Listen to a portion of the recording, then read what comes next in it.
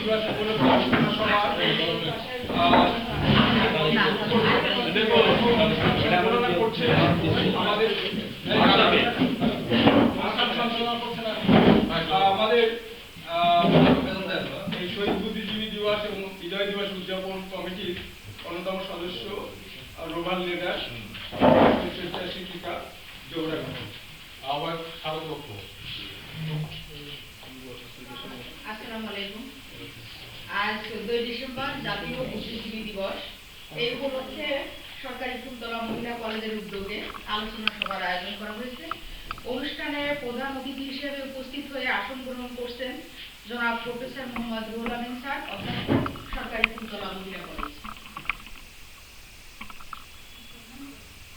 মুখ্য আলোচক হিসেবে উপস্থিত আছেন সমাজ বিজ্ঞান বিভাগের প্রভাষক জনাব গাজী মোহাম্মদ ইনামুল হক।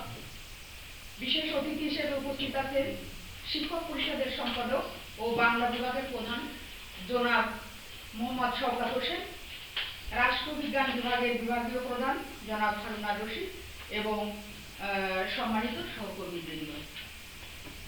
জাতীয় জীবনে শহীদ বুদ্ধিজীবী দিবসের তাৎপর্য তুলে ধরার জন্য আলোচকবৃন্দ তাদের বক্তব্য পেশ করবেন। তবে আয়োজক কমিটির পক্ষ থেকে প্রথমে দুঃখ প্রকাশ করছি, সময়ের স্বল্পতার কারণে আমরা সংক্ষিপ্তভাবে আলোচনার আয়োজন করেছি। সর্বপ্রথম পবিত্র কোরআন থেকে তেলাওয়াত করার জন্য জনাব মনিরুজ্জামান স্যার, প্রভাষক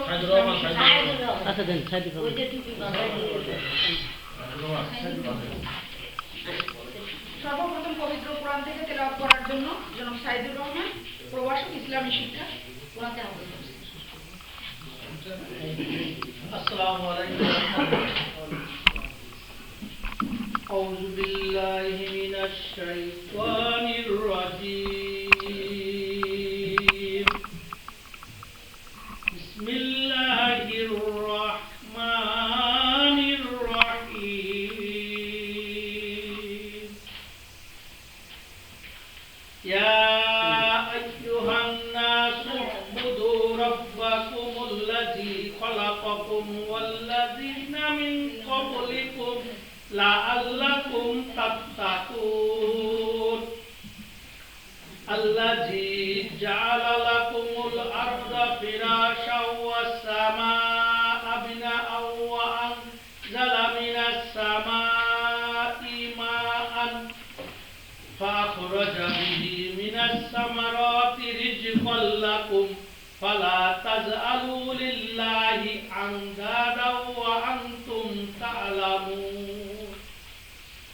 ওয়া ইন কুনতুম ফি রাইবিম মিম্মা নাযালনা আলা আবদিনা ফা'তু বিসূরাতিন মিন মিসলিহি ওয়াদউ শুহাদাআকুম মিন দুনিল্লাহি ইন কুনতুম সাদিকিন। فإن لم تفعلوا ولن تفعلوا فاتقوا النار التي وقودها الناس والحجارة أعدت للكافرين। ইরশাদ হচ্ছে, হে মানুষেরা, তোমরা তোমাদের সৃষ্টিকর্তা তোমাদের রবের ইবাদত করো, যিনি তোমাদের সৃষ্টি করেছেন এবং তোমাদের পূর্ববর্তী বংশধর থেকে সৃষ্টি করেছেন, এর মাধ্যমে যাতে তোমরা নিজেদের অন্তরে আল্লাহ ভীতি সৃষ্টি করতে পারো। যে আল্লাহ তোমাদের জন্য এই জমিনকে বিছানার ন্যায় তৈরি করেছেন এবং আসমানকে ছাদ স্বরূপ তৈরি করেছেন, অতঃপর আসমান থেকে বৃষ্টি বর্ষণ করে আর সেই বৃষ্টির মাধ্যমে তোমাদের রিজিক স্বরূপ ফলমূল খাদ্যশস্য উৎপাদন করে। অতএব তোমরা জেনে শুনে সে আল্লাহর সাথে কাউকে শরীক করে। আমি আমার বান্দা মুহাম্মদ সাল্লাল্লাহু আলাইহি ওয়াসাল্লামের উপর যে কিতাব নাযিল করেছি, যদি তোমাদের কারো এই কিতাবের প্রতি সন্দেহ হয় তাহলে অনুরূপ আরেকটি কিতাব তোমরা আনায়ন করো এবং এই ব্যাপারে তোমাদের যত সহযোগী হিতাকাঙ্ক্ষী বন্ধু বান্ধব আছে সকলকে সাহায্য দাও। নিঃসন্দেহে তোমরা এই ব্যাপারে যদি তোমরা সত্যবাদী হয়ে যাও, তোমরা কখনো এটা পারবেও না। অতএব তোমরা আল্লাহ রাব্বুল আলামিনের সেই কঠিন জাহান্নামের আযাবকে ভয় করো, যে জাহান্নামের ইন্ধন হবে মানুষ এবং পাথর। বারাকাল্লাহু লানা ওয়া লাকুম ফিল কুরআনিল আযীম। সূরা বাকারা 21 থেকে 24 নম্বর আয়াত। ধন্যবাদ জনাব শাকিব আহমদ স্যারকে। এরপর গীতা পাঠ করবেন সাগর কুমার কুণ্ডু, প্রভাষক গোলদার, সাগর কুমার গোলদার, প্রভাষক ইতিহাস বিভাগ।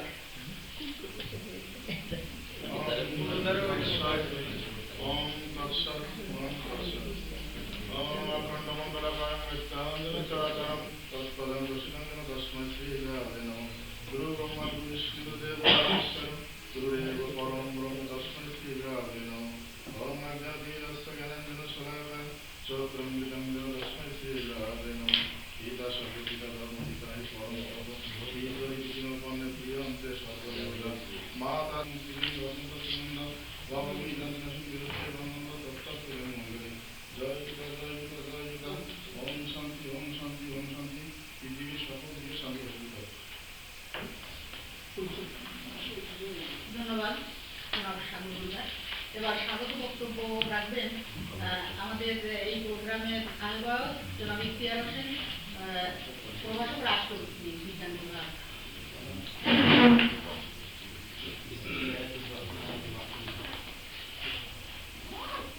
সরকারি তোলা শহীদ বুদ্ধিজীবী দিবস 2025 দিবসের প্রধান কলেজের কর্মকার যার দিক নির্দেশনায় পারস্পরিক অগ্রগতির দিকে ধাবিত হচ্ছে আমাদের প্রান্তীয় অভিভাবক জনাব প্রফেসর মোহাম্মদ মুক্তার। মঞ্চে উপস্থিত রয়েছেন শিক্ষক পরিষদের সম্মানিত সাধারণ সম্পাদক, বিশেষ অতিথি হিসেবে উপস্থিত আছেন রাষ্ট্রবিজ্ঞান বিভাগের বিভাগীয় প্রধান সরকারি অধ্যাপক জনাব হাবিবুর রশীদ। আমার প্রান্তীয় সহকর্মীবৃন্দ, সবাইকে আজকের এই মর্যাদাপূর্ণ অনুষ্ঠানে স্বাগত। আজ 14 ডিসেম্বর শহীদ বুদ্ধিজীবী দিবস। এই দিবসটি বাঙালি জাতির ইতিহাসে 19তম দিন এবং প্রতীক দিন। মুক্তিযুদ্ধের শেষ প্রহরে বিজয়ের প্রাক্কালে বাঙালি জাতিকে মেধাশূন্য করার জন্য হানাদার বাহিনী যে নির্মম হত্যাযজ্ঞ চালিয়েছিল, তাদের উদ্দেশ্যে, সেই বুদ্ধিজীবীদের উদ্দেশ্যে আজকের আমাদের একত্রিত হওয়া, তাদের স্মরণে আমাদের আজকের এই আয়োজন। এখানে অসংখ্য কবি, সাহিত্যিক, সাংবাদিক, শিল্পী, বিজ্ঞানী সহ অন্যান্য পেশায় আলোকিত মানুষেরা নির্মমভাবে হত্যার শিকার হয়। তাদের স্মরণ করবার জন্যই আজকের আমাদের আয়োজন। এই আজকের আয়োজনে আপনারা যারা এখানে উপস্থিত আছেন সবাইকে আমাদের আয়োজন কমিটির পক্ষ থেকে আবারও শুভেচ্ছা জানাই, স্বাগত জানাই, তাদের ধন্যবাদ জানাই এবং শহীদ বুদ্ধিজীবীদের স্মৃতি যেন আমাদের মানুষ পথে অঙ্গান থাকে এবং ভালোবাসা, শ্রদ্ধা যেন তাদের প্রতি থাকে, আশাবাদ ব্যক্ত করে সবার সহযোগিতা এবং শেষ পর্যন্ত অনুষ্ঠানকে আপনারা সাফল্যমণ্ডিত করবেন। ধৈর্য সহকারে শুনে এই আশাবাদ ব্যক্ত করে আমার শুভেচ্ছা বক্তব্য শেষ করছি। সবাইকে ধন্যবাদ। ধন্যবাদ জনাব স্যারকে। এবং মুখ্য আলোচক হিসেবে আলোচনা করবেন গাজী ইনামুল হক, সমাজ কল্যাণ বিভাগের সমাজ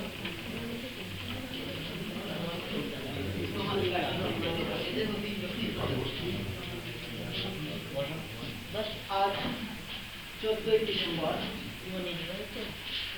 জাতীয় জীবনে বেদনা বিধুর একটি অধ্যায়ের সূচনা হয়েছিল আজকের এই দিন থেকে।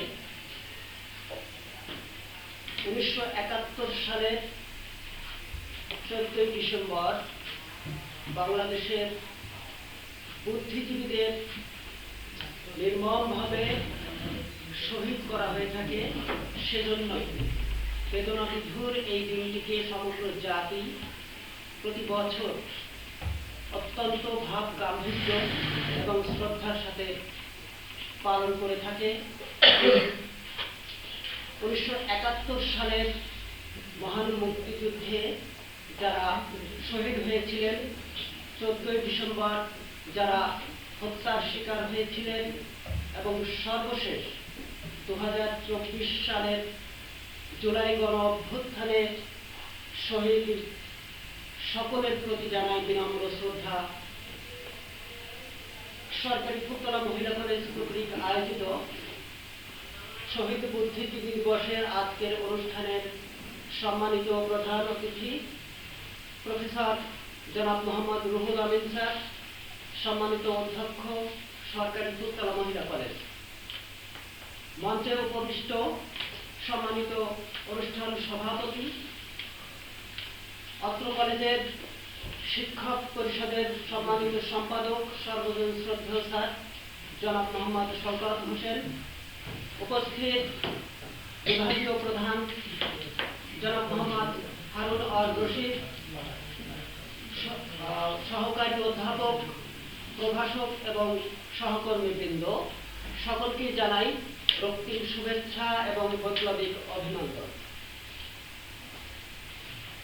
200 বছরের ব্রিটিশ শাসনের পর, ব্রিটিশ শাসনের জাতাকলে পিষ্ট হবার পর 1947 সালের দ্বিজাতি তত্ত্বের মাধ্যমে বাংলাদেশ যখন, এই অঞ্চলটি যখন দুই ভাগে বিভক্ত হয়, পূর্ব পাকিস্তান এবং পশ্চিম পাকিস্তান নামক রাষ্ট্রের অভ্যুদয় ঘটে, তখনও পশ্চিম পাকিস্তানের জাতাকলে পিষ্ট হয়ে পূর্ব পাকিস্তানের সমগ্র বাঙালি জাতি তাদের অবহেলার শিকার হন, বৈষম্যের শিকার হন, চাকরিতে বৈষম্যের শিকার হন। একসময় তাদের যে ভাষার অধিকার, অর্থাৎ আমাদের যে বাংলা ভাষার অধিকার, এই অধিকারটাকে আমরা হারিয়ে ফেলতে যাচ্ছিলাম। সেই সময়ে সৃষ্টি হয় নানান আন্দোলন। সেই আন্দোলনের মধ্যে রয়েছে 1972 ভাষা আন্দোলন, রয়েছে 6 দফা আন্দোলন, 69 গণ অভ্যুত্থান এবং 70 নির্বাচন। 70 নির্বাচনের পর যখন পূর্ব পাকিস্তানের হাতে ক্ষমতা হস্তান্তর না করে, ঠিক তখনই আমরা আরো একটি বৈষম্যের শিকার হই এবং 3রা মার্চ থেকে শুরু হয় অসহযোগ আন্দোলন। পরবর্তীতে আসে 7ই মার্চ। এই 7ই মার্চকেও আমরা অস্বীকার করতে পারি না।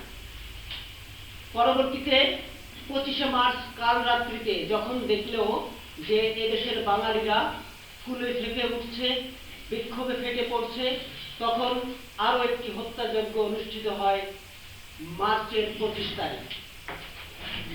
26 তারিখ সকালে চট্টগ্রামের একজন রাজনৈতিক নেতা এম এ হান্নান, তিনি স্বাধীনতার ঘোষণা দেন, কিন্তু বেসামরিক ব্যক্তি হিসাবে ঘোষণা দেবার পর ওই ঘোষণায় তেমন কোনো সাড়া পড়ে নাই।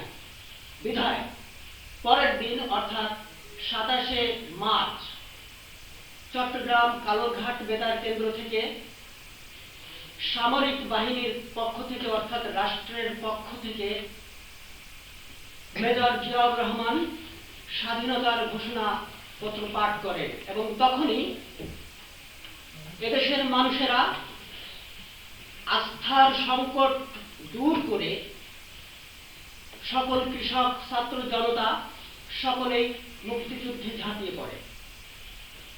9 মাস দীর্ঘ রক্তক্ষয়ী যুদ্ধের পর যখন বিজয়ের দ্বার প্রান্তে, তখনই দেশ বিরোধী কিছু কুচক্রী মহল, যাদেরকে আমরা রাজাকার, আল বদর, আল শামস নামে চিনি, তাদের সহযোগিতায় আমাদের দেশের যারা কলাম লেখক, আমাদের দেশের যারা বুদ্ধিজীবী, শিক্ষক, বিশ্ববিদ্যালয়ের শিক্ষক, সাংবাদিক, তাদেরকে হত্যা করে এই জাতিকে মেধাশূন্য করতে চেয়েছিল।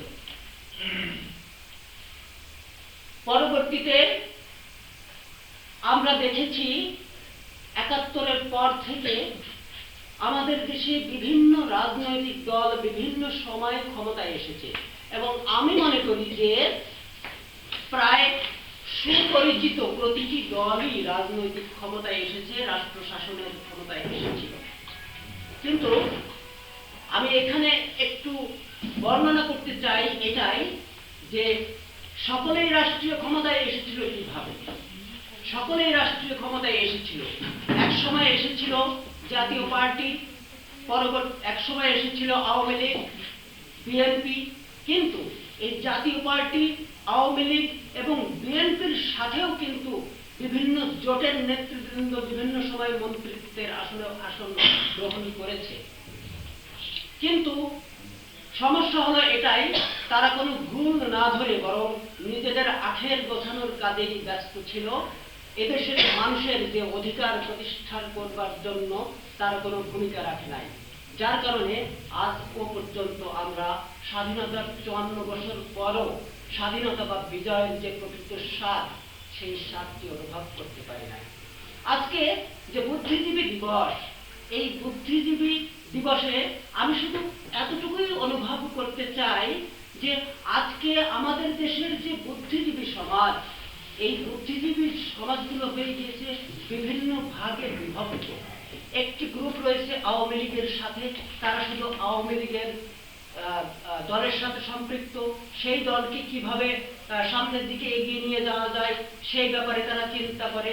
একটি দল রয়েছে তারা শুধু বিএনপির সাথে সম্পৃক্ত, তারা বিএনপিকে কিভাবে এগিয়ে নিয়ে যাওয়া যায় সেই চিন্তায় মত্ত। একটি দল রয়েছে জামাতে ইসলামীর সাথে, যারা জামাতে ইসলামীকে কিভাবে এগিয়ে নিয়ে যাওয়া যায় সেই চিন্তায় মত্ত। কিন্তু আমি মনে করি একজন শিক্ষক, একজন কলাম লেখক, একজন সাংবাদিক, একজন চিকিৎসক সে কোনো দলের হতে পারে না। তারা এই দলীয় সংকীর্ণতার থেকে বেরিয়ে এসে যদি শুধুমাত্র আমাদের রাষ্ট্র পরিচালনার স্বার্থে, দেশের স্বার্থে, শিক্ষা ব্যবস্থাকে উন্নত করার স্বার্থে এই দলীয় রাজনীতি থেকে বেরিয়ে এসে তারা চিন্তা চেতনাগুলোকে উদ্ভাসিত করে, প্রস্ফুটিত করে, তাহলেই কিন্তু আমাদের রাষ্ট্র সঠিক দিকে ধাবিত হবে। আমরা আশা করি যে আমাদের যে সমস্ত ইসলামিক ব্যক্তিত্ব রয়েছেন তাদেরকেও কিন্তু আমরা শ্রদ্ধার ভাবে স্মরণ করি, কিন্তু অবাক হয়ে যাই আজকের ইসলামিক ব্যক্তিত্ব যারা, তারাও এক একটি দলের হয়ে তারা কথা বলা শুরু করেছে। আমি মনে করি বুদ্ধিজীবীরা হচ্ছে সমগ্র দেশের অ্যাসেট, তারা কোনো দলীয় অ্যাসেট হতে পারে না। আমরা আজকের এই বুদ্ধিজীবী দিবসে এসে স্মরণ করতে চাই সেই মহান বুদ্ধিজীবীদেরকে যারা একটি আদর্শবান, একটি সুখী, সমৃদ্ধিশালী বাংলাদেশ বিনির্মাণের স্বপ্ন দেখেছিল। আজকের বুদ্ধিজীবী সমাজও যেন এই দলীয় সংকীর্ণতার থেকে বেরিয়ে এসে কিভাবে আমাদের সামাজিক, রাজনৈতিক, অর্থনৈতিক, শিক্ষা, সংস্কৃতিকে সুন্দরভাবে প্রস্ফুটিত করে আমাদের দেশটাকে সামনের দিকে এগিয়ে নিয়ে যাওয়া যায়, তাহলেই হবে আমাদের সেই 14ই ডিসেম্বরের বুদ্ধিজীবীদের মহান আত্মার মাগফিরাত কামনা হয়ে যাবে। আজকের এই দিনে এই আশা প্রত্যাশা ব্যক্ত করে আমি আমার বক্তব্য শেষ করছি। ছোট মানুষ হিসাবে, মুখ্য আলোচক হিসাবে আমাকে আপনারা সিলেকশন করেছেন, সেজন্য কর্তৃপক্ষকে আন্তরিক ধন্যবাদ জানিয়ে বক্তব্য শেষ করছি। ধন্যবাদ সবাইকে।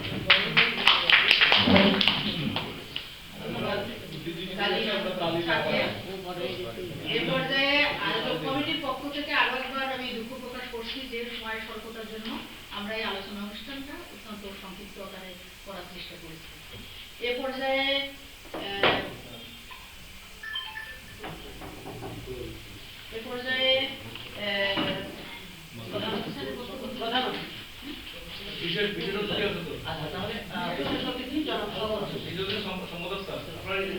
লিখিত স্ক্রিপ্ট দিয়ে কাজ সবসময় আসবে না, আসতে চাই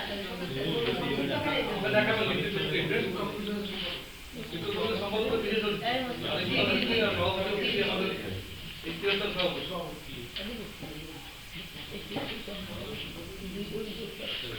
এ পর্যায়ে শিক্ষক পরিষদের সম্পাদক এবং বাংলা বিভাগের প্রধান জনাব সরকার স্যারকে তার বক্তব্য বলার জন্য অনুরোধ করছি। ছবিটা খালি বোঝা যায়,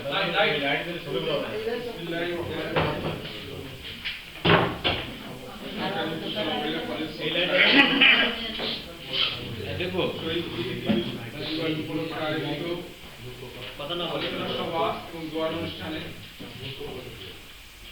সম্মানিত সভাপতি শিক্ষক পরিষদের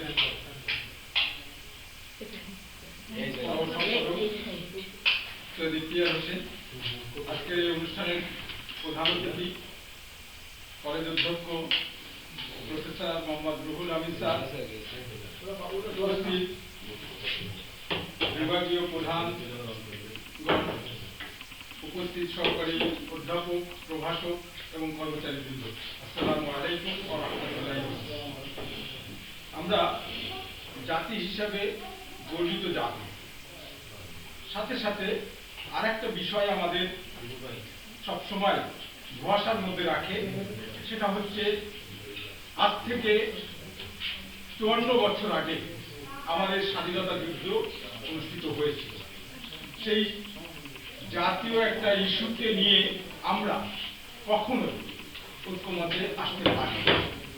আমাদের মধ্যে বিভক্তি, বিভাজন এটা প্রতিনিয়ত চলেছে।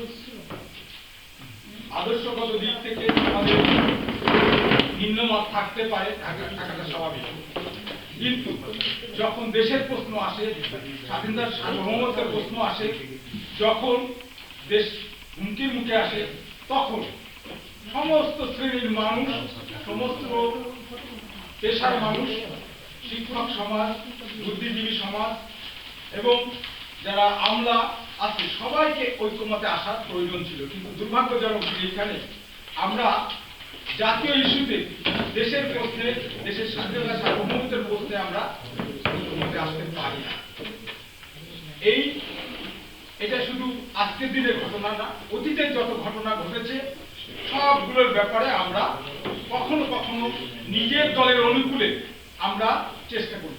আমি প্রসঙ্গত বলতে চাই যে আমরা এখানে যারা শিক্ষক আছি, এই শিক্ষকরা আমাদের এই কলেজটা, আমাদের এই কলেজের প্রশ্নেও কিন্তু আমরা ভিন্ন মত পোষণ করে ফেলি, যেটা সর্বজন রাজ্য সংখ্যাগরিষ্ঠের মত, যেটা সেটাকেও আমরা অনার করতে পারি না। এটা হচ্ছে জাতি হিসেবে আমাদের একটা হতাশা। তো আমি এই অনুষ্ঠান থেকে এইটুকু আহ্বান করব, অন্তত পক্ষে জাতীয় স্বার্থে এবং দেশের স্বার্থে আমাদেরকে ঐক্যমতে থাকা উচিত। সম্মানিত শিক্ষক মণ্ডলী, আমরা যে আলোচনা অনুষ্ঠানে আছি, সেই আলোচনা অনুষ্ঠানটা আমরা সবাই জানি, দীর্ঘ 9.5 মাস যুদ্ধের পরে যখন বাংলাদেশ নামক যে দেশটি অভ্যুত্থান ঘটতে যাচ্ছে, ঠিক সেই সময় পাকিস্তানি সেনাবাহিনী কর্তৃক 232 জন বুদ্ধিজীবী হত্যা হয়েছিল। সেটা সংঘটিত হয়েছিল 10 ডিসেম্বর থেকে 14 ডিসেম্বরের মধ্যে।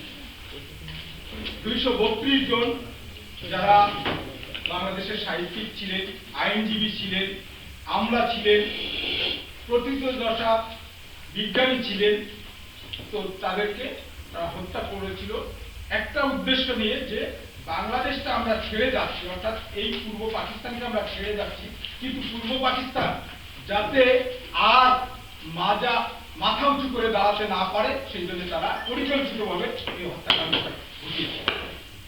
তো আমি এখানে একটা কথা বলতে চাই যে স্বাধীনতার 54 বছর অতিবাহিত হয়ে যাওয়ার পরে আজও কিন্তু এই বুদ্ধিজীবী যারা হত্যা হয়েছিল, হত্যাকাণ্ডের শিকার হয়েছিল, তাদের বিচার হয়নি। এবং অতীতে যত রাজনৈতিক হত্যাকাণ্ড সংঘটিত হয়েছে তার কিন্তু সুস্পষ্ট কোনো বিচার হয়নি। এর একটা অন্যতম কারণ, স্বাধীনতা যুদ্ধের পরে এই বুদ্ধিজীবীদের হত্যার জন্য একটা তদন্ত কমিটি গঠিত হয়েছে। সেই তদন্ত কমিটির প্রধান ছিলেন জহির রায়হান। এখানে বলতে আমার অত্যন্ত লজ্জাবোধ হয়, এই জহির রায়হানকেও পাকিস্তানিরা চলে যাওয়ার পরেও 1972 সালের 10 জানুয়ারি তাকে লাপাত্তা হয়ে যেতে হয়, তার কোনো আর হদিস থাকে না। কোথায় গেলেন তিনি, আজও পর্যন্ত সেই তদন্তর কোনো রিপোর্ট আমরা চোখে দেখতে পারি। তো আমরা এমন একটা প্রবঞ্চিত জাতি, যে জাতি নির্বাচন মাধ্যমে আমরা ক্ষমতায় আসি, তারপরে নির্বাচনটাও দেখি আমরা প্রভাবিত করেছি। তো যাই হোক, আমি আলোচনা দীর্ঘায়িত করছি না, স্যার অত্যন্ত ব্যস্ত আছেন। তো আমরা এটুকুনি বলবো যে আমরা যারা এখানে আছি, আমরা শিক্ষক সমাজ, আমাদের একটা নৈতিক দায়িত্ব রয়েছে। আমাদের ঘাড়ে হচ্ছে শিক্ষার দায়ভার, গুরুভার ন্যস্ত। আমরা যেন শিক্ষক হিসাবে সেই দায়িত্বটা পালন করতে পারি, তাহলে সেইটাই হবে আমাদের জাতির জন্য পালন। এবং জাতীয় ইস্যুতে আমরা সবাই যেন সংখ্যাগরিষ্ঠ মতটাই গ্রহণ করে আমরা দেশের স্বাধীনতা সার্বভৌমত্বের প্রশ্নে ঐক্যবদ্ধ থাকি। এই বলে আমি আমার কথা শেষ করছি। সবাইকে ধন্যবাদ। ধন্যবাদ স্যারকে তার মূল্যবান বক্তব্য দেওয়ার জন্য। এ পর্যায়ে প্রধান অতিথি বক্তব্য প্রদানের জন্য বিনীতভাবে অনুরোধ করছি জনাব অধ্যক্ষ সরকারি চিন্তা পরীক্ষা করি।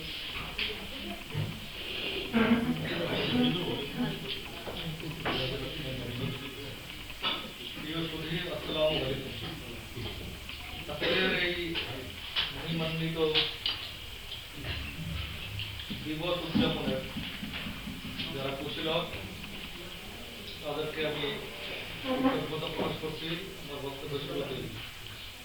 এই অনুষ্ঠানে উপস্থিত আছেন অনুষ্ঠানের সভাপতি এবং 14 ডিসেম্বর শহীদ বুদ্ধিজীবী দিবস ও 16 ডিসেম্বর মহান বিজয় দিবস উদযাপন পরিষদের সম্মানিত আহ্বায়ক, উপস্থিত সদস্যবৃন্দ, উপস্থিত আছেন আমাদের অনুষ্ঠানের বিশেষ অতিথি কলেজের শিক্ষক পরিষদের সম্মানিত সম্পাদক, উপস্থিত আছেন দুটি অনার্স বিভাগের বিভাগীয় প্রধান, উপস্থিত রয়েছেন অন্যান্য বিভাগের সহকর্মী এবং আমাদের অফিস সহায়ক কর্মীবৃন্দ, সবাইকে শুভেচ্ছা জানিয়ে আমি আমার এই দিবসের মূল আলোচনার প্রেক্ষাপটে কিছু প্রতি আলোচনার অবদান রাখতে চাই। প্রতি আলোচনায় আমি আপনাদেরকে স্মরণ করিয়ে দিতে চাই যে এই যে শহীদ দিবস, এই দিবসটি হঠাৎ করে কিন্তু বাংলাদেশে চালু হয়েছে। আপনারা নিশ্চয়ই জানেন বাংলাদেশের প্রথম প্রধানমন্ত্রী তাজউদ্দিন আহমেদ, তিনি এই দিবসটি প্রথম বাংলাদেশে চালু করেন শহীদ বুদ্ধিজীবীদের স্মরণে। আর একটি বিষয়ে আমি একটু খোলাসা করে বলি, 26শে মার্চ বা 25শে মার্চ কালরাতের পর থেকেই আমাদের এই স্বাধীনতা যুদ্ধ শুরু এবং আমাদের 16 ডিসেম্বরে বিজয় অর্জিত হয়। 16 ডিসেম্বরে বিজয় অর্জিত হওয়ার প্রাককালে ঠিক তার কিন্তু আগেই পাকিস্তানি হানাদার বাহিনীরা তারা এই দেশের বিবেককে, এই দেশের মানে মেধাকে জমিয়ে রাখার জন্য, পরবর্তী জন্য তারা মাথা উঁচু করে এই জাতিকে নেতৃত্ব দিয়ে সামনে এগিয়ে নিতে না পারে, সেজন্যই এই জাতির যারা গৌরবযুক্ত সন্তান তাদেরকে বেছে বেছে টার্গেট করে পরিকল্পিতভাবে হত্যা করে এবং তাদের এই শহীদানের মধ্য দিয়েই আমরা আজকে আজকের যে বাংলাদেশ, এই বাংলাদেশের প্রাপ্তির পথে রয়েছে। যদিও আমাদের প্রাপ্তি এবং প্রত্যাশার মধ্যে অনেক ফারাক রয়েছে। আপনারা জানেন যে 1971 সালে যখন 26শে মার্চ স্বাধীনতা যুদ্ধ শুরু হয়, তখন 26শে মার্চ থেকে শুরু করে একেবারে 2রা ডিসেম্বর পর্যন্ত বাংলাদেশের গেরিলা বাহিনী পশ্চিম পাকিস্তানি বাহিনীদের সাথে বিভিন্নভাবে গেরিলা আক্রমণ করে যুদ্ধ চালিয়ে যাচ্ছিল। কিন্তু আপনার বিজয় অর্জিত হওয়া তো দূরের কথা, মানে বিশাল একটি প্রশিক্ষিত বাহিনীর সাথে গেরিলা বাহিনী কতক্ষণ টিকে থাকতে পারে বা কতক্ষণ যুদ্ধ করে তারা বিজয়ের প্রত্যাশা করতে পারে। তারা ধরেই নিয়েছিল যে এই স্বাধীনতা প্রলম্বিত হবে।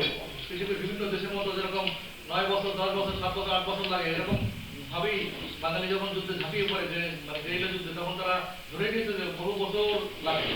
কিন্তু আপনারা নিশ্চয়ই জানেন যে 1971 সালের 3রা ডিসেম্বর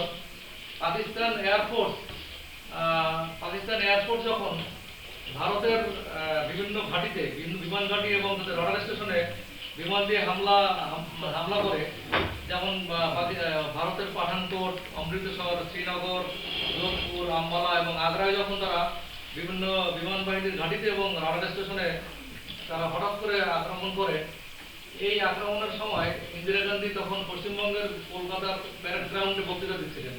তিনি তাৎক্ষণিক বক্তৃতা বন্ধ করে দিয়ে তিনি দিল্লিতে চলে যান এবং তিনি বিশ্ববাসীকে বিশ্ববাসীর কাছে তিনি অভিযোগ করেন যে বিনা উস্কানিতে পাকিস্তান আমাদের উপর আক্রমণ করেছে এবং এই ভারতের মানে বাংলা মানে পূর্ব পাকিস্তানের সাথে পাকিস্তানের যুদ্ধ চলমান অবস্থায় যখন এই ঘটনা ঘটে, তখন এই 3রা ডিসেম্বর রাতে বা বিকাল থেকেই আবার পাকিস্তানের উপরে আবার হামলা শুরু হয় এবং এই অপারেশনের নাম ছিল পাকিস্তান এয়ারপোর্টে অপারেশন শুরু করে অপারেশন নাম ছিল অপারেশন চেঙ্গিস খান। আমরা অপারেশন জ্যাকপটের নাম শুনেছি, অপারেশন সার্চলাইটের নাম শুনেছি, অপারেশন চেঙ্গিস খান বই পর্যন্ত খুব একটা আসেনি। অপারেশন চেঙ্গিস খান এটি সংগঠিত হয় 3রা ডিসেম্বর 1971। এর ফলে ভারতের প্রশাসন নড়ে চড়ে বসে যে তারা আমাদের উপরে যখন আক্রমণের আগে ভারত মানে তাদের একটা প্রস্তুতি ছিল। এই প্রস্তুতি বা এই মোকাবেলা করতে গিয়ে তারা বেশি ক্ষতির সম্মুখীন হয়নি। পরবর্তীতে ভারত বিশ্ববাসীর কাছে অভিযোগ করলে যে আমাদের বিরুদ্ধে তারা বিনা উস্কানিতে যুদ্ধ শুরু করেছে এবং এইখান থেকেই কিন্তু মূলত তারা আমাদের যে মিত্রবাহিনী গঠিত হয়, এই 3রা ডিসেম্বর থেকেই মিত্রবাহিনী গঠিত হয় এবং এই যে পূর্ব পাকিস্তানের উপরে মুহুর্মুহু বিমান আক্রমণ করে পূর্ব পাকিস্তানের বিমান ঘাঁটিগুলো সব দখল করে নেয় এবং আস্তে আস্তে কিন্তু বিজয়ের পথে এগিয়ে যায়। মানে তারা উঠে পড়ে লাগছে মিত্রবাহিনী গঠিত হয় কিন্তু ওই 3রা ডিসেম্বর থেকে মূলত। এবং আপনারা জানেন যে জগদীশ সিং অরোরার নেতৃত্বে এই যৌথ কমান্ড কিন্তু হামলা শুরু করে এবং আমরা একটি জিনিস বুঝতে পারি, সেটা হলো এই 3রা ডিসেম্বর থেকে 16 ডিসেম্বর এই 13 দিন কিন্তু গিয়ে যুদ্ধের হলো মোক্ষম দিন ছিল। এই 13 দিনের মধ্যেই কিন্তু বিজয় অর্জিত হয়েছে। তার কারণ দুটি পরাশক্তির মধ্যে আপনার যখন যুদ্ধ হয় তখন যে কোনো একটা শক্তিতে বিজয় হবেই। আমরা তো সেরকম কোনো পরাশক্তির বিষয় ছিলাম না, কোনো একটা দেশের আমরা পার্ট ছিলাম। অর্থাৎ আমাদের গেরিলা যুদ্ধ কিন্তু বছরের পর বছর চালিয়ে যাওয়ার ব্যাপার ছিল। এই জন্য যে যাই বলুক না কেন, ওই যে ভারতের শেষ মুহূর্তে তাদের নিজেদের ছাড়তে হলেও তারা যে ওই যুদ্ধে আমাদেরকে জিতিয়ে দিল এবং স্বাধীনতা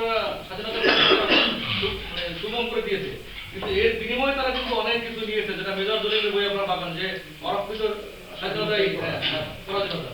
সেখানে আপনারা দেখবেন যে ঠিক স্বাধীনতার পরপরই মানে আমাদের দেশের অস্ত্রাগার লুণ্ঠন করে তারা নিয়ে গেছে এবং অনেক আরো ব্যাপার স্যাপার আছে, অনেক সম্পদ তারা নিয়ে গেছে, যেটা মেজর দলিল যখন এই 9 নম্বর সেক্টর 11 নম্বর সেক্টরের দায়িত্ব ছিলেন তখন তিনি বাধা দিতে গিয়ে কিন্তু তাকে কিন্তু আবার হেনস্থার শিকার হতে হয়েছে। আপনারা বইগুলো দেখলে বুঝতে পারবেন। তাহলে এই যে এই স্বাধীনতার 16 ডিসেম্বরের পূর্ব মুহূর্তে, বিশেষ করে 14 ডিসেম্বরে আমাদের জাতির কিছু বিবেক, কিছু মেধাবী সন্তানকে তারা হত্যা করে এই জাতিকে নিষ্ক্রিয় করে রাখার একটা চিন্তায় তারা লিপ্ত ছিল এবং পরিকল্পিতভাবে এই হত্যা। এদেরকে স্মরণ করেই আজকে এই শহীদ বুদ্ধিজীবী দিবস। আমি আজকের এই শহীদ বুদ্ধিজীবী দিবসে কিছু ব্যক্তিত্বকে স্মরণ করতে চাই। যেমন ঢাকা বিশ্ববিদ্যালয়ের কিছু অধ্যাপক রয়েছেন, তারপর রাজশাহী বিশ্ববিদ্যালয়ের কিছু অধ্যাপক, কিছু চিকিৎসক রয়েছেন, সুরকার, গীতিকার, রাজনীতিক, সমাজসেবক, সাংবাদিক এবং সাহিত্যিক।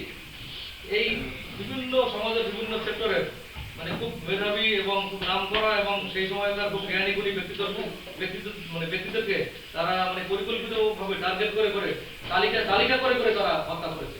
তাদের মধ্যে আজকে আমরা প্রথমেই স্মরণ করতে চাই আবুল কালাম আজাদ।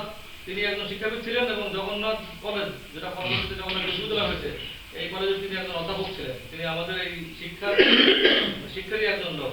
ঢাকা বিশ্ববিদ্যালয়ের বাংলা সাহিত্যের 3 জন নাম করা অধ্যাপক, 3 জন নাম বাংলা সাহিত্যের দিকপাল বলা হয়। শহীদ অধ্যাপক মুনির চৌধুরী, মোফাজ্জল হায়দার চৌধুরী এবং আনোয়ার পাশা, এই 3 জন বাংলা সাহিত্যের বিখ্যাত অধ্যাপক ছিলেন। তাদেরকে কিন্তু সেই 15 ডিসেম্বর রাতে ধরে নিয়ে যাওয়া হয় রায়ের বাজার মধ্যমগ্রহে।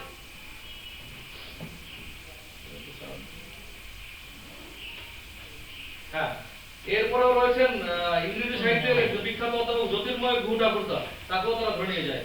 এরপর রয়েছেন ঢাকা বিশ্ববিদ্যালয়ের একজন বিখ্যাত চিকিৎসক, ঢাকা বিশ্ববিদ্যালয়ের যে মেডিকেল সেন্টারের প্রধান চিকিৎসক মোহাম্মদ মুর্তুজা, তিনি বুলার রোডে বসবাস করতেন এবং তিনি একজন লেখক এবং সাহিত্যিক এবং বুদ্ধিজীবীও। এই চিকিৎসককে তারা ধরে নিয়ে যায়। এছাড়াও রয়েছে রাজশাহী বিশ্ববিদ্যালয়ের জনাব হাবিবুর রহমান গণিতের, সুকরঞ্জন সমাদ্দার সংস্কৃতের এবং মীর আব্দুল কাইয়ুম হলো মনোবিজ্ঞানের। এছাড়া বাংলাদেশের বিখ্যাত মানে কয়েক ডজন চিকিৎসককে তারা এই এই দিবসে অথবা তার আগে ধরে নিয়ে গিয়ে তারা হত্যা করে এবং তারা শহীদ হয়। এর মধ্যে উল্লেখযোগ্য হচ্ছে আব্দুল আলিম চৌধুরী, চক্ষু চিকিৎসক মানে আই স্পেশালিস্ট, মোহাম্মদ ফজলুল রাব্বি, হৃদরোগ বিশেষজ্ঞ এবং মোহাম্মদ শফি ডেন্টিস্ট। এছাড়া আরো অনেক চিকিৎসক রয়েছে, আমি অল্প কিছু লোক মানে অল্প কয়েকজনের নাম বললাম। এছাড়া বিখ্যাত বিখ্যাত সাংবাদিক এবং সাহিত্যিক রয়েছেন এই তালিকায়, যেমন শহীদুল্লাহ কায়সার, সেলিনা পারভিন, সিরাজউদ্দিন হোসেন, মেহেরুন্নেসা, তারা কিন্তু এই এই এই এই শহীদদের তালিকায় রয়েছে। বিখ্যাত গীতিকার এবং সুরকার আলতাফ মাহমুদের নাম শুনেছেন, আলতাফ মাহমুদকেও তারা কিন্তু ধরে নিয়ে যায় এবং হত্যা করে, তিনি এই শহীদদের তালিকায় রয়েছেন। বিখ্যাত রাজনীতিবিদ এবং সমাজসেবকদের মধ্যে উল্লেখযোগ্য আর.পি. সাহা, রণদা প্রসাদ সাহা টাঙ্গাইলের, তিনি একজন সমাজসেবক, তিনি একজন ব্যবসায়ী এবং তিনি একজন রাজনীতিবিদ এবং তিনি মানে আমাদের ব্যবসায় জগতে তিনি মডেল হিসেবে তাকে ধরা হয়। আর.পি. সাহা এবং জহিরুল হক এই দুজনকে ব্যবসায় জগতের মডেল বলা হয়, মানে রণদা প্রসাদ সাহা এবং জহিরুল ইসলাম, এই দুজন হচ্ছে বাংলাদেশের ব্যবসায়ের অন্যতম আর কি ব্যক্তিত্ব বলা হয়, যারা ব্যবসাকে মানে বাংলাদেশে মানে প্রধান একটি মানে ব্যবসাকে উন্নতির দিকে নিয়ে গিয়েছেন। কুমিল্লার ধীরেন্দ্রনাথ দত্ত, তিনি ওই সময়কার সাংসদ ছিলেন এবং এই ব্যক্তি 52 ভাষা আন্দোলনে বাংলা ভাষাকে যে পাকিস্তানের রাষ্ট্রভাষা মানে পাকিস্তানের কায়েদে আজম মোহাম্মদ আলী জিন্নাহ যখন ঢাকা বিশ্ববিদ্যালয়ের ফজলুল্লাহ হলে বক্তৃতা করছিলেন, তখন তিনি বক্তৃতার একটা পর্যায়ে বললেন যে Urdu shall be the state language of Pakistan. তখন এই যে এই বক্তব্যের আগেই, সপ্তাহখানেক আগেই কিন্তু সংসদে কিন্তু তিনি বলেছিলেন যে পাকিস্তানের উর্দু ভাষা তো আছেই, পাশাপাশি দ্বিতীয় ভাষা হিসেবে বাংলাকেও পাকিস্তানের রাষ্ট্রভাষা হিসেবে করা হোক। এই ভদ্রলোকের প্রথম দাবি ছিল, তাকেও তারা হত্যা করে। নজরুল হক সরকার নামে একজন বিখ্যাত রাজনীতিবিদ এবং সমাজসেবক এবং সাংবাদিক, তাকেও তারা হত্যা করে।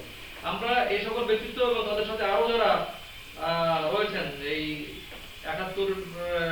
26শে মার্চ থেকে শুরু করে একেবারে 16 ডিসেম্বর পর্যন্ত তারা শহীদ হয়েছেন। এছাড়াও নাম না জানা অজানা আরো অনেক শহীদ রয়েছেন এবং আমি আজকের এই দিনে মানে শ্রদ্ধা করে এবং অত্যন্ত মানে বেদনা বিদুর হৃদয় নিয়ে আমি স্মরণ করছি জুলাই বিপ্লবে যারা শহীদ এবং আহত।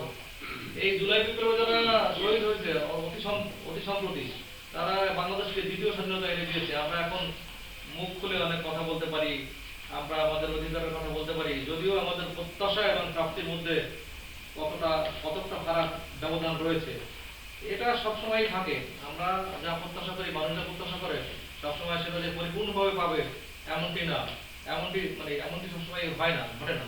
তারপর আমরা আমাদের ভবিষ্যতের যে পরিকল্পনা এবং ভবিষ্যতের যে বাংলাদেশের রাষ্ট্র গঠনের যে পরিকল্পনা বর্তমান ইন্টারিম সরকারের হাতে আছে, সেই পরিকল্পনায় পরবর্তীতে কোথায় গিয়ে দাঁড়ায় সেটা ভবিষ্যৎই বলবে, সেটা আমরা দেখবো যদি বেঁচে থাকি। সেই দেখার জন্য এবং ভবিষ্যতে বাংলাদেশকে আরো উন্নয়নের দিকে নিয়ে যাওয়ার জন্য এবং আমাদের এই শহীদ বুদ্ধিজীবী দিবসের শহীদদেরকে আমরা শ্রদ্ধা করে স্মরণ করে বাংলাদেশের সমৃদ্ধি কামনা করে আজকে আমার এই বক্তব্য শেষ করছি। আল্লাহ হাফেজ।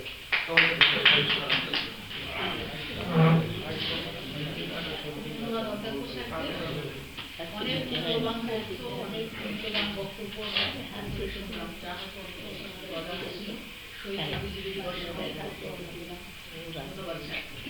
এখন আমরা প্রোগ্রামের শেষ পর্যায়ে চলে এসেছি।